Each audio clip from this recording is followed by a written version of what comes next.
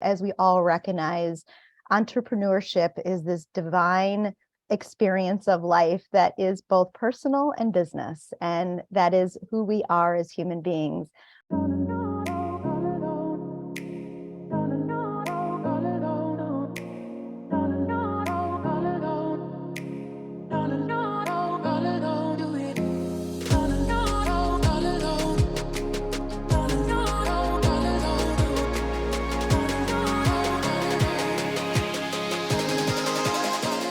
Hey everyone, and okay, just buckle up because this is going to be an absolutely incredible show. I have personally, I've done quite a bit lately with these two outstanding women. I am so excited to have both of them decided that they're coming on together, which we thought would be a really fun change up for me. So we're going to see how this goes. You guys are all going to be listening in, hearing the deets behind everything that we're going to talk about, things that you're going to be able to take away.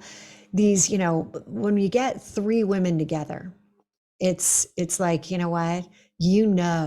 There's going to be like those sparks that are flying.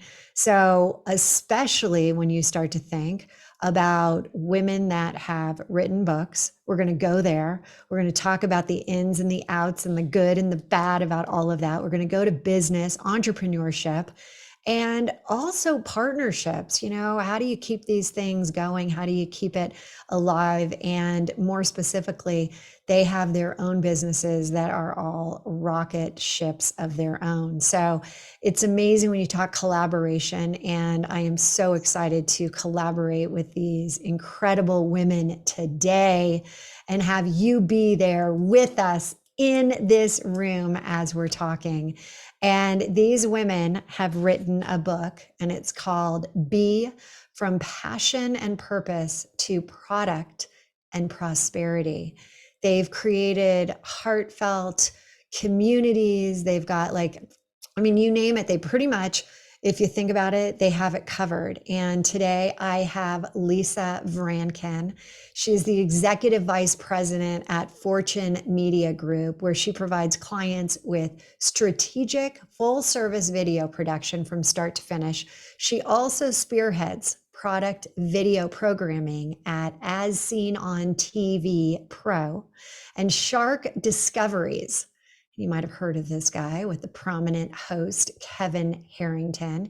He was the original shark from the Emmy Award-winning TV show Shark Tank. And she has a deep passion for sharing her knowledge, having transformative conversations, which this will surely be one of, and helping people thrive, getting them to basically get to the highest level. How good does that sound? She's devoted herself to uplifting others in life.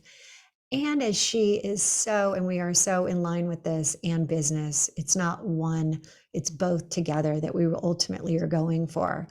So I also want to introduce her co-author, and her name is Korie Minkus, and she is an advocate for entrepreneurs and a growth expert for businesses. Minkus is the CEO and founder of Rock Your Product, the #1 global product business advisory and growth training company.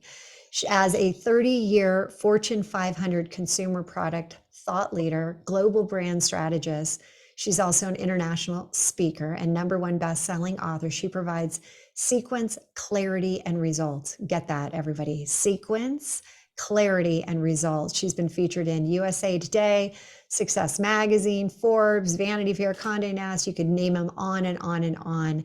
Minkus generated billions in revenue. She's launched hundreds of products and scaled brands globally. She's also engaged to speak at national corporation trainings on, this is what her big thing is, the power of the entrepreneurial mindset. Yeah, and she's done this at Johnson & Johnson and others. And so it's all about getting you in that space, your purpose, your growth. And so ladies, welcome to the ReLaunch Live and the ReLaunch Live podcast. How awesome is it to see both of your beautiful faces? Thank you for having us. We're so glad to be here. Well, that was quite a beginning of the show, I must say. That was, I mean, I'm like, whew. I mean, I could just step off the stage right now and say, I've done it, mic drop. These women are like, they got it. But I do want to go to this point where, first and foremost, I know you wrote a book. I know you have another co-author. So you did the three pack, the Three Musketeers. But how did you decide that you wanted to write a book with these three women? What was the impetus? What started this? Like, hey, I got this in me. I got this B from passion and purpose, to product and prosperity. How did that happen? Lisa, Korie, why you don't we start? addressed it. Lisa, let's start with you. You're at the top All right there on my left. right. Okay.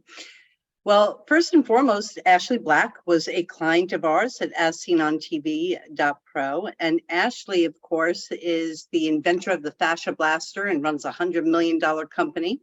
And she understood that video content is king. And I like to say distribution's queen, and she wears the pants. She needed more video content. And so she came on board with us for us to produce a commercial, and attended one of our events that I had created called the Innovators Think Tank, which I usually do on a quarterly basis with Kevin Harrington.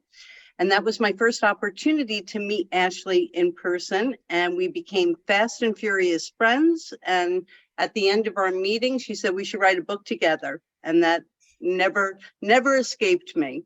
And then How long ago Korie, was that? How long ago did that happen?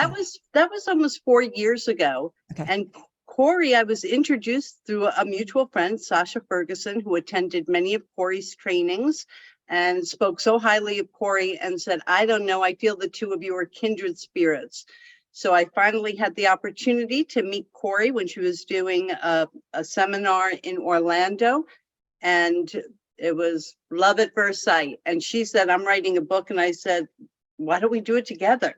And that's the story of how it came together. And we brought Ashley into the mix, and it was the trifecta of perfection. So Korie, you were already thinking, I've got this book inside of me. Was it on the same vein? Was it still that same concept, or did you have is there still another book that's going to be coming out from you? Such a great question. First of all, thank you, Hilary, for having us. I'm honored to be here with my co-writer, Lisa, who's brilliant. And of course, we adore you and the work that you're doing in your business as well. So thank you for having us today. You know, writing a book is such a evolutionary process. And just like life, writing a book unfolds sometimes as you're writing the book. And so it has been definitely an evolution of thought process. My background is consumer products, worked in corporate for 25 years, then launched my own entrepreneurial journey 5 years ago with a successful launch of my business, thinking that this was going to be more of a business book. It evolved very quickly into really a hybrid experience. As we all recognize, entrepreneurship is this divine experience of life that is both personal and business, and that is who we are as human beings. So the book really took an evolution of combining all of the parts of us that are important to be successful in our entrepreneurial journeys. I love the way you say divine experience of life. Okay, now I'm going to get to the root of this, because I know how hard it was for me to write my book, and I was solo. And I had all these different, editors and people telling me like, "Oh, what about this?" and creative. Okay. Literally, how did you do it with three brilliant minds coming together and you're all like, what about this? What about that? This could work. This could, I mean, how does one even go about, if you do? I've been a part of, these co-authors where there's 10, 20, and you have like your own chapter. But you kind of weaved it all together. And for those that are thinking about potentially writing a book with somebody else, all right, this is like, where the rubber meets the road. Is it a thumbs up? You do it again, or I got two thumbs up from Korie. Lisa's keeping hers Yeah, on. definitely. Okay, No. finally got him from Lisa, so we're good. We're good. They're saying no, yes. it was a true collaboration. And what was so divine about it wasn't just a collaboration of writing, but it was a collaboration of ideas and concepts and unearthing each other's passions and purpose. And digging into learning from each other. The learning and the growth that we got from writing this book was really the undercurrent for what made this book such success. And really, the book is one component of life, but we wrote for 2.5 years to get this published with many evolutions to the writing. But truly, it really was an experience on a personal level that made working together in full and total collaboration, every word, every topic, every conversation, really deciding together what was most purposeful. In fact, I recall when we were in Costa Rica together, the three of us, where Ashley lives. Oh, is this where we were writing? Is this in our her big writing big- project? Well, we went there to kind of do some collaboration work, and Yeah. we had all the chapters laid out on her big long table and, going through the concepts of things. And it really allowed us to work in true collaboration together through the process. And it was really a beautiful process. I would do it again. Certainly it presented its own challenges. We each are extremely intelligent, strong-willed women who all had an opinion about things, but that's what made it beautiful. And we were able to collaborate and make it through. And we are still the three of us best of friends on the other side of it and adore each other with great depth of love because we respect each other on such a high level. So I'm going to ask both of you this. Lisa, I'm going to start with you. What do you think was your best contribution in the book? Like, what are you so glad that you have in there that readers can really like, yeah, that is just a great nugget. I'm so glad I was able to put that out there. So what I think really makes this book special, and it did take on different iterations, and there was a lot of compromise because while collaboration sounds so beautiful, we all did have different aspects that we wanted to bring to the table. For me, there's a real spiritual approach that I thought was certainly necessary. I wanted to write a book for women, by women. That was very important to me. I think there are a lot of books out there written by successful men to teach men how to do things. And men have been taught not to have risk aversion, where women have been taught, to conform to the norm. So I really believe that it was important to have the self-development, the personal transformation to help you have the qualities of resilience, because unless you face your fears, unless you're willing to self-excavate and go deep and really learn about your limiting beliefs, what may be holding you back and how you're self-sabotaging, I think it's really difficult to have the business acumen to persevere as an entrepreneur. And so that was really an important aspect for me, but certainly Korie and Ashley are all spiritual and they have heart-based values. And so that's why we all felt like kindred spirits, that the universe conspired to bring us together. And I'd also like to say about the book, it was Ashley's idea to start the writing of the book, which is our live podcast, for proof of concept. And we changed a lot of the contents of the book based upon what the women in our community said that they needed and wanted to learn more of. So I thought that was a beautiful part of the evolution of this book, hearing from other people, other women, what was most important to them on what could be a lonely journey filled with doubt. So Lisa, you're speaking my love language. When you start to talk about limiting beliefs, I call them bugs, beliefs underground surfacing. And I think that people are really starting to acknowledge the fact that you have to get control over your limiting beliefs, over your bugs, in order to have that success that you're going for. You have to, because you can be, just absolutely taking off your business, your life, everything is great. And then you hit the wall and you're like, what happened? And we know what happened are those bugs. The bugs came back out. So I think, when you start talking about helping women figure that out, helping women understand that it's no longer, and Korie, you and I have this together where we both have been in the corporate world. Corporate is different. Corporate teaches you different ways to do business than when you're an entrepreneur and you're trying to get out there, right? You don't have that backbone of the mothership. You have to, you're counting on yourself. So Korie, I'd love to hear from you in terms of what your thoughts are of like, yeah, I'm so glad that this guy, this didn't get cut in the editing process at the end. This is my favorite part. What would you say? So I love the fact that you talked about corporate and how different corporate is, because spent 25 years in corporate and leaving there and transitioning into an entrepreneurial role, intellectually and from an acumen perspective, I knew what I needed. But from an emotional perspective and also a personal perspective, it's been a learning journey over the last 5 years. So one of the things I love about the book is the personal journeys that we baked in throughout the book. So we have a lot of personal stories in there that really help become a more relatable experience for those that are reading them. One story they may grasp on that Lisa has experienced in her life, and something that Ashley has been through. And there's many people who've reached out to me who've said, wow, that really touched me, your story about your childhood learning disabilities, or you're being a competitive figure skater, the things that make us who we are. And we know that in entrepreneurship, personal branding, defining who you are, which is why you do radio shows and you do podcasts and you do interviews and you write a book, is to define who you are. And so the personal touch that we wove throughout the book, to me, is really a defining differentiation that made the book a more personal journey for the reader. So when we talk about the world has started to really become a storytelling world, you have to own your stories. You have to be able to, Brene Brown said it so great, you got to be vulnerable now, because that's what people are expecting. They want to get to know you. And I would be amiss or remiss. Is it remiss? Everybody remiss. I'd be remiss to say, to not go where I always go, which is I'd love to hear both of you share with us what you think your biggest relaunch story was that really impacted where you are right now. And so what I'd like to do is take a very quick break. And when we come back, hear your relaunch journeys. This episode is brought to you by my very own labor of love, my most recent book, ReLaunch.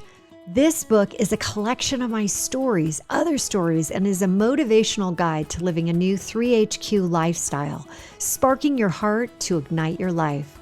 It's available for purchase via Amazon. Get ready to try on the 3HQ method that I've been using for years throughout my entire life, reaching the next level in all areas, both professionally and personally. Get your copy today at www.therelaunchbook.com.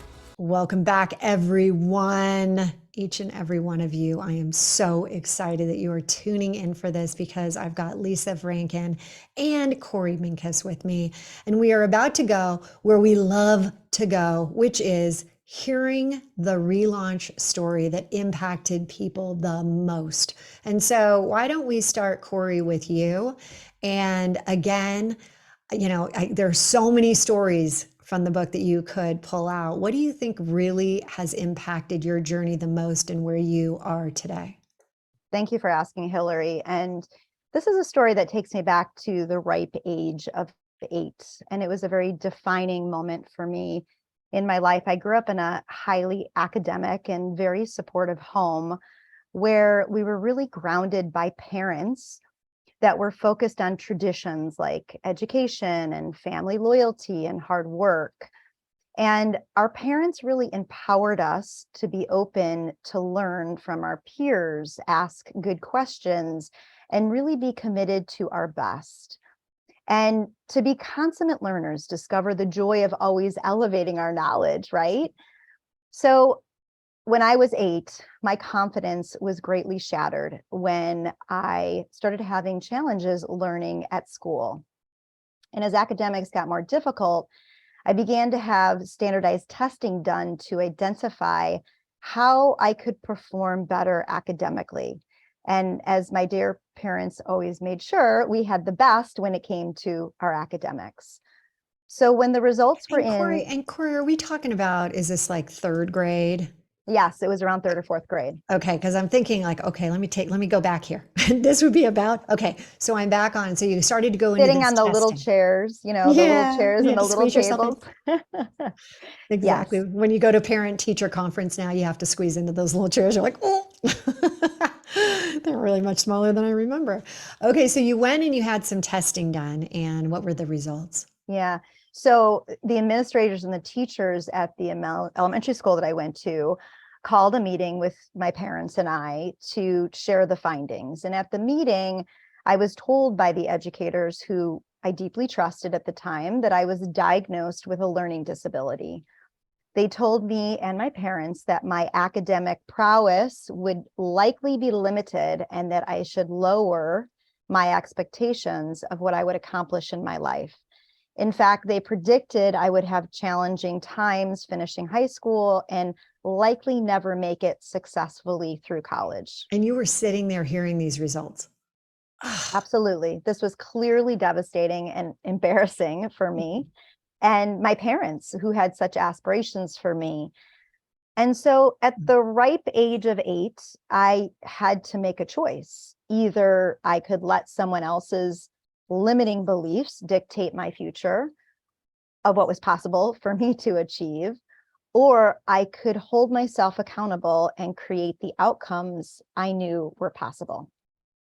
So with the loving support of my family by my side and my own inner desire for personal growth at a very young age, I of course decided that it was my life. And in order to be unstoppable, I would seek out the opportunities to work with the best mentors, the best educators, the best advisors, and create the systems and the tools that I needed to thrive in. So during the journey, I worked with amazing coaches, mentors, educators, I'm advisors. still back that you're 8 years old and you're like, listen, I'm not going to let that guy who just gave me this, drop the bomb on me, saying that I'm basically never going to, amount to anything and lower my expectations and forget about him because he doesn't know what he's talking about. I was impressed before. Now I'm even more impressed because that's just so badass right there. Thank you. I attribute, of course, to the support of my family and helping me recognize the opportunities and really to deepen my sense of confidence. My parents were very good at encouraging me to fulfill the creative and athletic side of my life to help support what I was doing. I became a competitive figure skater for 22 years and then worked with movement coaches and dance coaches and mental trainers. And all that experience really helped me to understand the importance to push outside my comfort zone in all areas of my life. Because let me tell you, jumping 16 inches off the ice on a thin blade is not an easy task, because when I fell really hard on cold ice, and it was not always fun to get back up and do it again, but it certainly taught me the lessons in life. And I share this experience to shed light on how each of us can invest in our own personal ability to become unstoppable. Because really, the greatest differentiator in business or life is you. When you show up to build your mind and understand yourself more and project deep passion or purpose into the things that you're doing, you truly can become unstoppable. This is such a, it just brings up, I have obviously I've dealt with this quite a long time, my own bugs. And first grade, I was held back. And so as my brother said, you flunked. I was held back, and there were reasons being I was, a bunch of different things, parents divorcing, and I had the crossover from a near-death experience and all that, and my parents just did not think I was emotionally ready. But for me, all I knew was I didn't pass on, I didn't matriculate. And so I can really appreciate when you were all in, you're going and you're doing this, you're going to be the best figure skater, you're doing all this, you didn't want to fall because it's that cold ice.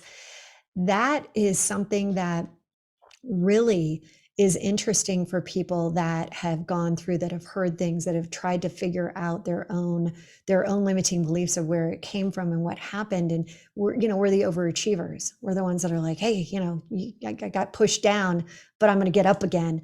And that story just is so powerful. And we're going to get to how it's led you into your career of really your entrepreneurship. But right now I want to flip this back over to Lisa and share with us your most impactful. And again, people are like, well, is it really my most impactful?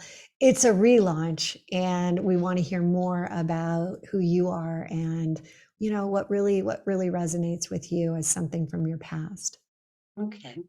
Well, I was raised in the Adirondacks in upstate New York, and quite honestly, it was very picturesque and from the outside looking in, idyllic lifestyle. My father was a successful restaurateur.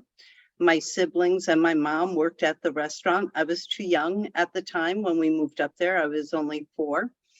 But what the small townspeople didn't know is that behind closed doors, my father was a raging and violent alcoholic. And so we lived in terror many nights out of the week. And when you're young like that, you're so impressionable. And of course, an alcoholic has the tendency to say very critical things, not only to their spouse, but to their children, which creates those deep grooves of a lot of limiting beliefs. In our book, we call it the little bitchy voice, right? The LBV.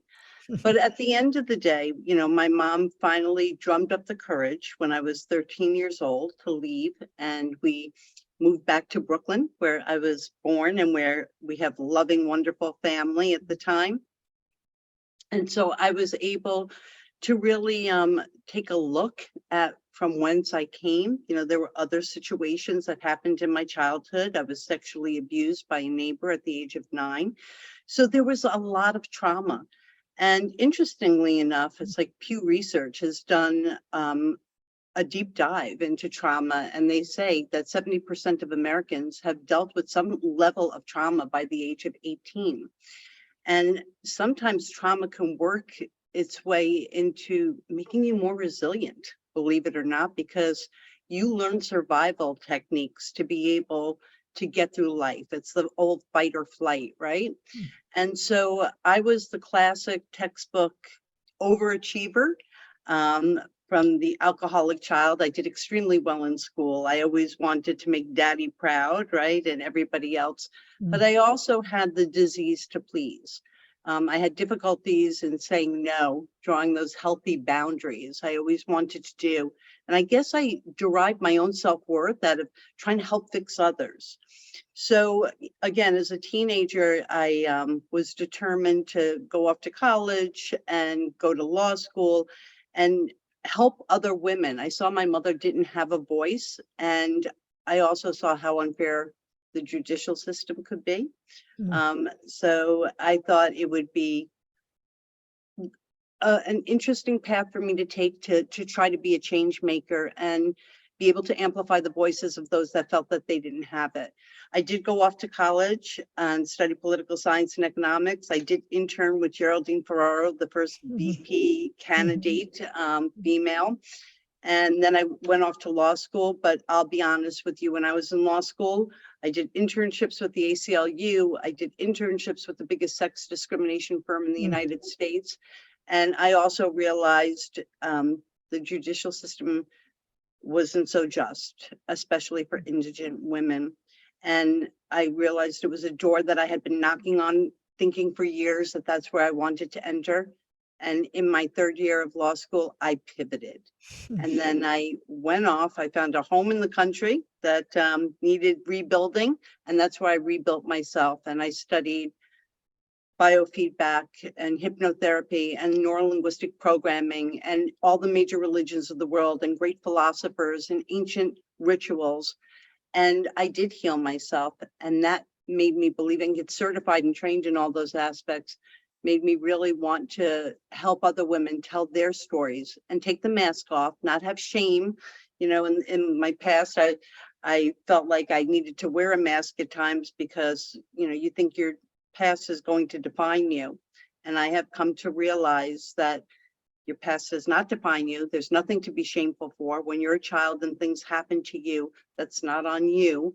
It's on the perpetrators, right? But when you're an adult, it's on you to heal yourself. So I've done that. And now I like to heal others as a mindset and business coach. Lisa, this is so incredible, both of your stories, because when you think about, we're in that mid zone, that, lovely middle age. And as we are looking back to help us redefine where we're going, and we've all had our journeys of going through, taking one aspect of our life and changing it up significantly. you touched on, Lisa, so many things there about, trauma, and one person's trauma should never be compared to somebody else's. We all have trauma. And it's just what is traumatic to you may not be traumatic to somebody else. And whether it is, the unfortunate situation of molestation, or whether it is alcoholic parents, or whatever it is, or maybe it was something that you felt was really traumatic, but somebody else might be like, no, that doesn't seem like a big deal. Trauma is trauma. It still is in your head. And it doesn't matter if it's like on your own scale, like it's not as big a deal as somebody else's. So thank you for, explaining that, and also for elevating our thoughts around that, because this is what's happening with a lot of people right now. We have that, comparatitis, where we're comparing constantly to other people. And so much of what, as women, we were taught is you don't really talk about any of that. And now all three of us, and I'm sure if Ashley were here, we all are now saying it's time to talk. In fact, it's so much better to talk. It's so much better to tell our story. And this is just bringing up, I always am fascinated by what is significant to each and every person. So I'm going to turn the host. I'm now going to say we're all co-hosts. And Lisa, I would like you, because you know Korie so well, what would be a question that if you were me, you would want me to ask Korie? So there are many coaches out there, and many coaches out there that are all talking a lot of word salad, and they're all using terms of art that are so overused that they've lost their meaning. Korie is a consultant, a mentor, and a coach, and I think she's a brilliant one at that. I refer her many clients because of that, and everybody sings her praises. With that, my question to you, Korie, is what do you think differentiates you from such a competitive, cluttered field of people holding themselves out to be experts in your industry? Good question, Lisa. Oh, great. Especially to someone whose business is rock your product. I mean, this is going to be good. I think you cheated. You had time to prepare that one. That was really good, Lisa. Well, I adore you and love you like a sister. So I'm honored that you asked that question. And thank you for your support. You've been an amazing supporter through this journey on so many levels. It's such a good question because it is such a crowded space. And I think there's probably two defining differentiators on what I do best. Number one is I am human, and I use human logical sense to create a connection with my clients.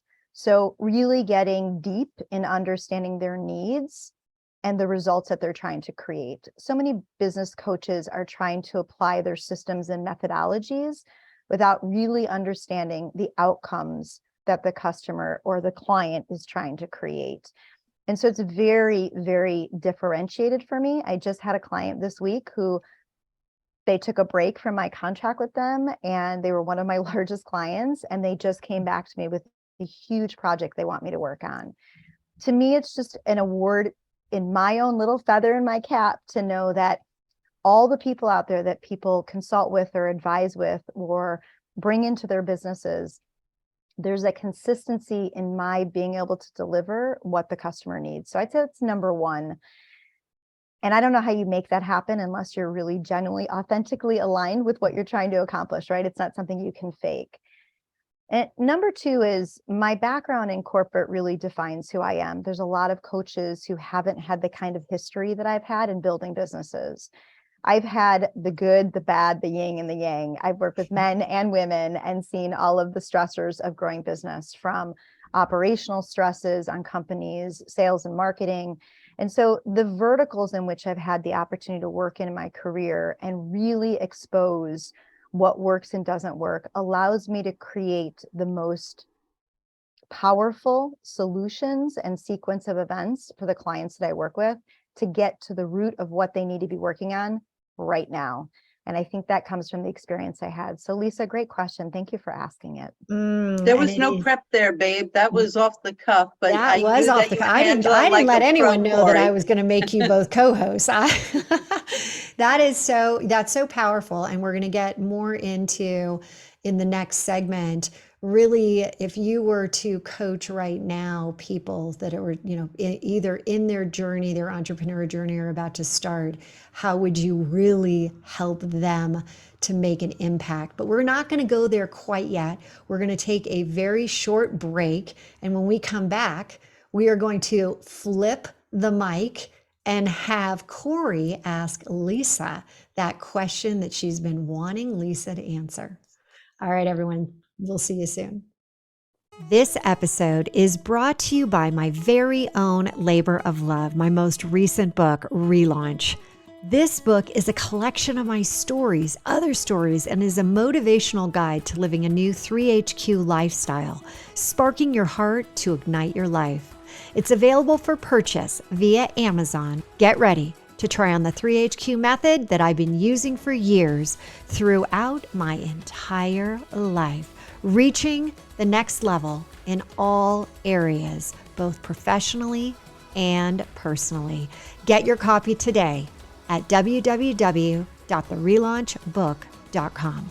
Welcome back, and we are with Lisa Vrancken and Korie Minkus and having so much fun. I have literally made my guests co-hosts, and now I am throwing it back to Korie to ask Lisa a question that she absolutely wants Lisa to answer right now. So Korie, it's your time. I'm so excited. So Lisa, Yes. you are such an incredible example of a human capital expert. Your ability to cut out the clutter, communicate deeply with other human beings, and use your incredible wealth of knowledge to change outcomes is profound. So how will you, in your next relaunch, use more of these human capital skills to change the life of the people that will be gifted with the opportunity to work with you? Well, first and foremost, thank you for that beautiful, beautiful introduction. I love and appreciate you very much. And it's a great question because I am about to do a relaunch. Starting in January, I've already formed an agency called B, like our book, B Creative Agency. And, I have a website and all that, but I've been busy still with Fortune Media Group and doing video content, but I'm going to be making a shift and really applying my energies towards my agencies where I'm going to be offering multiple services. Certainly I have, decades worth of experience in marketing and branding and video production and media training, but I also have expertise in mindset and biofeedback and hypnotherapy and NLP. And what I've learned over the years is that our personal life and our business life are so intertwined that they cannot be separated. And that's why, as we spoke about previously during this conversation, mindset is so important. And being able to do the work, the self-transformation, is a difficult process. And Hilary, you were talking about trauma, and everybody has different trauma and everybody has different coping skills. Not everybody has the tools, right? There is no one size fits all. And so I see a lot of young people holding themselves out, no offense towards young people, but I'm at 62, I've been around the block many times, and I've seen a lot of young people holding themselves out as experts within certain fields. And I just really believe that the courses that they're offering and the one size fits all mentality is doing more of a disservice than a service. In fact, many of them are being called out today, literally called out because of their offerings not rising to the standards that they should be. So I really want to work, and I'll be honest, I prefer working with women. I want to be a coach to other females that have the twinkle in their eye for entrepreneurship or are already on the journey of entrepreneurship, but they feel like they're not able to take it to the next level, that something is holding them back. I would really like to be able to work on their mindset and do the transformational exercises that are necessary to be able to peel back that onion skin and find what is preventing you, really have gaining the awareness of your limiting beliefs, and then learning how to reframe them. so that you can move beyond them. Because I really believe that, women that have rebuilt themselves time and time again are the most powerful women out there. And I've done that. I've done that for myself, and I've helped many, many others in mentorship. And I would like to continue in that vein. I find that most fulfilling, and that lights my soul. And I know that's my passion, and that's my purpose here until my dying day. And you know what you can do? You can look at, for those that are just listening to this on audio, go to YouTube, go to the ReLaunch Co. You can see this. You light up, Lisa, when you talk about this. Thank you. And, give me right now a tip that if somebody is listening and they're kind of stuck right now and they need a shift in their mindset, what would be that first step as a coach you would kind of lead them down that path? What would you suggest they do? Well, first and foremost, I speak a lot about the topic of fearlessness because I don't believe that anybody is fearless. We all have fears. We need to accept those fears. We need to recognize where those fears are coming from, and we need to learn how to navigate through them, lean into them, whatever word you want to use, so that you yourself can build that dream life, whether it's personal or professional, that you envision for your future. So I would talk about, don't beat yourself up if you feel like you're feeling fear, because God knows we all do, and we need to give ourselves grace.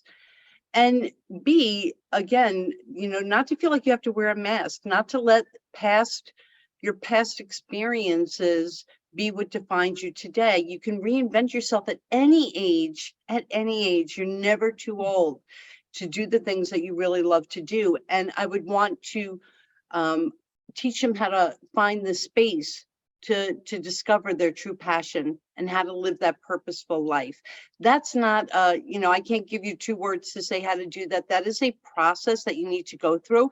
And the timeline can be different from one person to the next, but that would be where I start. Because if you're not doing what lights your heart on fire, that really sparks you to move forward, then honestly, you probably won't be great at what it is you're doing. You might be able to get through it, but I take people over profit any day of the week. So that's the path that I would take. It's so great because you know what? You just gave us all hall passes, right? We all have fears. We all have limiting beliefs. This is part of being a human being. And so realize that even though these amazing women are sitting here, that they still realize that their own bugs are coming up, that they still have these things. We still deal with them every, Yep. every day we have to somehow get ourselves back in the right frame of mind, in that right path to continue forward. So I'd like to almost take it. I mentioned Kevin Harrington early in the show that, you work directly with him and help with a lot of the video and things like that. And I wanted to ask you to kind of play along with me here. And if we were on Shark Tank right now, right? 3 of us, hey, Shark Tank producers out there, I know you're going to think we're going to steal the show. Don't worry, we will. But here's what I want to ask you. People are trying to perfect and become successful entrepreneurs. We know that 9 out of 10 companies fail. And Lisa, to your point, and Korie, to your point, it's a mindset thing. Most of the time, it's not they run out of money. It's not all these other, the excuses upon excuses. It 9 out of 10 times is actually the mindset that the entrepreneur has. What would you say in today's world is the most important, if you could give, that suggestion, that like wisdom as we're in, the mid zone, what wisdom would you give to a female, especially female entrepreneur that is currently on the journey that says and looks at your careers and says, I want to be like them? What would you tell them to do right now? Let's go back to Korie and start there. It's a really big question. So it's a big one. It's a really big one. But remember, we're on Shark Tank, so you can't think too much. You got to just go with it. Right. Okay. So for sure, Lisa and I are where we are today, and we'll continue to be where we are based on our own persistence to have what we want.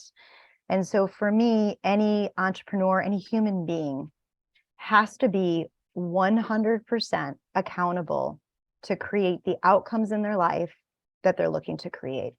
There is no one else that is going to make it happen for you. You can have teams, you can have supporters, you can have partners, you can have collaborators, you can have amazing people around you, and you should, because you shouldn't go after the success alone. But as an entrepreneur, you have to be 100% accountable to yourself.